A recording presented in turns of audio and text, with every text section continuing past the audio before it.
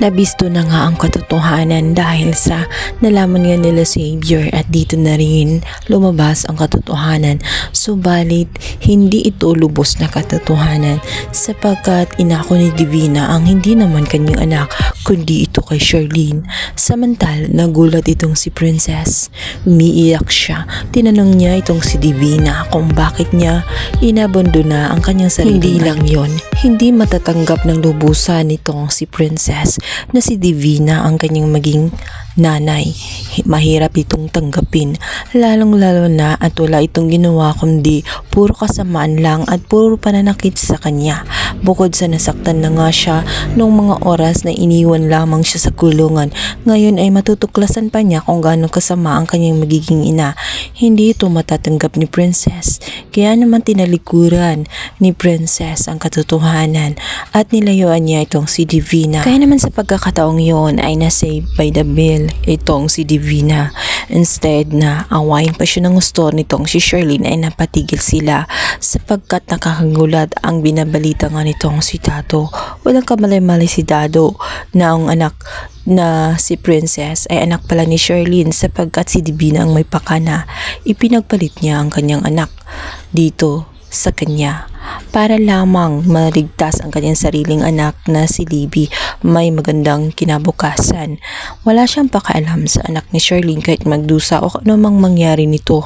Mabuti na lamang at kinaawa nito ni Mang Dado na buhay ito kahit wala si Charlene at wala si Divina. At ngayong alam na nga nila ang katotohanan tungkol sa pagkatao nga nitong si Princess na siya ang batang iniwan nga nitong si Divina, ay gagamitin niya ang pagkakataon sapagkat siya lang naman ang nakakaalam ng katotohanan.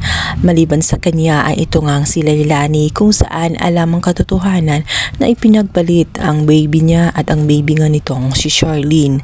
Kaya naman malungkot itong si Libby. Hindi niya na matanggap ang katotohanan na si Princess pala ang totoong anak ni Charlene. Hindi umano pwede na mangyari na malaman ni Charlene, hindi niya matatanggap. Kahit nga na hindi pa alam ni Charlene ay alam na niya na napaka-close ng dalawa at nagkakaroon siya ng insecurity. Minsan ay nagsaselos siya sa atensyon na binibigay ni Charlene.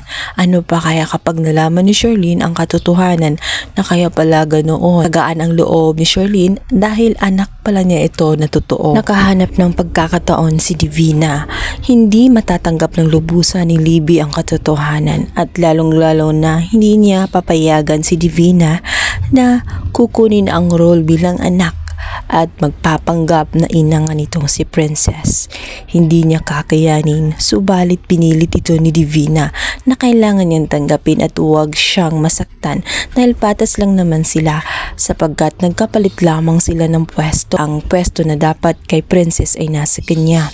Ginagawa umano ni Divina ang lahat-lahat para lamang maging safe ang kanyang kalagayan sa pamilya ng mga Cristobal at nang sa ganon hindi malaman ang katotohanan nitong si Charlene. Kaya guys, pakaabangan natin kung ano kaya ang susunod na mangyayari kahit na si Princess ay nahihirapan. Hindi titigil nga itong si Divina. Talagang guguluhin niya ang mundo ni Dado at pilit niyang kukunin itong si Princess. At dito nga ay ating makikita sa teaser kung saan inatake nga itong si Mang Dado.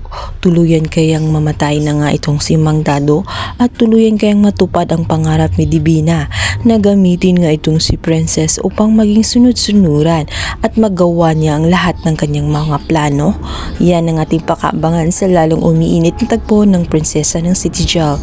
Guys, please don't forget to like and subscribe my YouTube channel. Thank you so much guys. God bless.